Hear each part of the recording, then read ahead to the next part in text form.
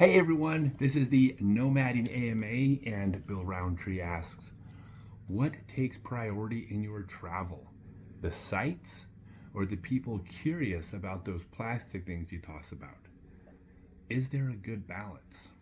And that's actually two questions. First, as far as the priority, for us, it's variety. Hands down, doing things differently than we did the day before, or even doing things different in the afternoon than we did this morning, is more important than any particular specific thing that we want to do. And I always like to preface this answer by saying, I don't think the way we do things is better than or superior to or the best way to do things. Everybody nomading has to do it, or at least should do it, their way. There are plenty of people that go live in one location for 6 months to a year, and then another location for 2 years, and then another location for 9 months. And that's what they love because they get to settle in, get some comfort from the familiarity. They get to know the local bartender, they make friends. Like, that's totally cool if that's what you want to do. It's just not how we do things. I mean, if we're in a town for 4 days and we're staying at a hotel and I have an event in that town, we will do our best to drive a different route to and from the event every single day. Now, we don't like do this to like make a point or something like that. We just do this because we want to see different things. I mean, if there's not 8 different routes to and from a place, then we won't take 8 different routes. But if possible, we will, because I would like to see a different street than I did this morning on the way back. When we're not running events, if we have 3 things we want to do in a town, if we can do those 3 things in a day, we would never stay 2 days. We're going to do those 3 things and then we're going to hightail to the next town because there's things to do in that next town. And this is going to sound strange. This is not an exaggeration. We would both prefer to have a crappy day tomorrow doing something new, having a new experience, than doing the same thing we've done before today, no matter how much fun it is. The new experience is the most fun for us. So that takes priority over everything when we travel. Now, the second question is about what do people think of those plastic things I'm throwing around, and is there a balance?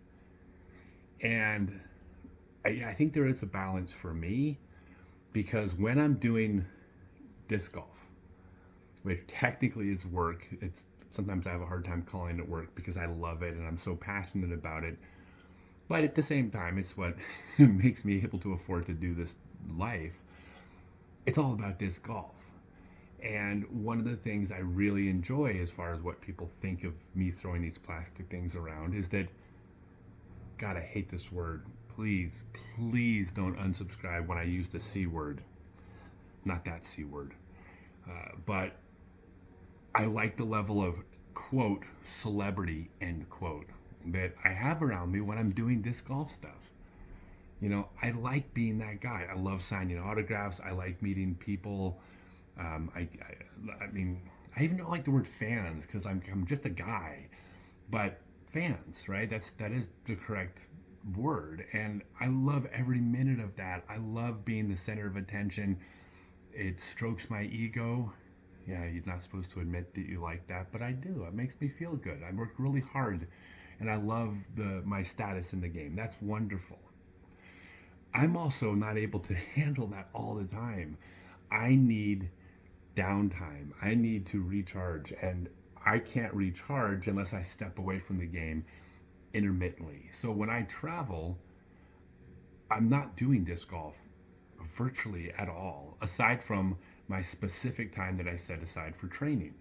So if I'm training in between events, yeah, I'm going to pull into this park and I'm going to do 30 minutes of putting and I'm going to throw 50 approach shots. That's my training for the day. But other than that, I'm not a disc golfer. Like, I'm just this guy that's at the museum, or I'm this guy that's at, going to see the world's largest ball of twine. And our sport right now is at to me, it's the perfect level of celebrity that we get. Because like if I go to the airport here in Atlanta, I might get recognized once. If I go out to dinner, 20% chance that someone recognizes me. Like, to me, for me personally, that's perfect. Every time it happens, I'm flattered. It makes me feel really good. I'm completely shocked every single time. Like, oh my God, this is crazy that my sports got to the point where I get recognized some places. But I also like the fact that I get to be invisible a lot of the time. I mean, I need that as the, like I said, I don't know if we call it my downtime or just to like recharge. But I got the perfect balance of getting to step in and getting all the fun of this thing over here, and then being able to step out. You know, a real celebrity, with paparazzi and not being able to go out to dinner without being harassed, like that to me, like that sounds horrible. And our sport is at a point now where we are accessible. Like if you see a professional disc golfer in a restaurant, I guarantee you, if you walk up to them, they'll sign an autograph for you, and they'll be flattered to do so. Uh, that's perfect. That's one of the neat things about our game. We are at that really wonderful level. Don't know if we'll always be as our sport grows, but right now, today, right where we want to be. So, yeah, to me, that's a perfect balance. Not because of anything I've done, but because our sport is at that perfect level to create that balance.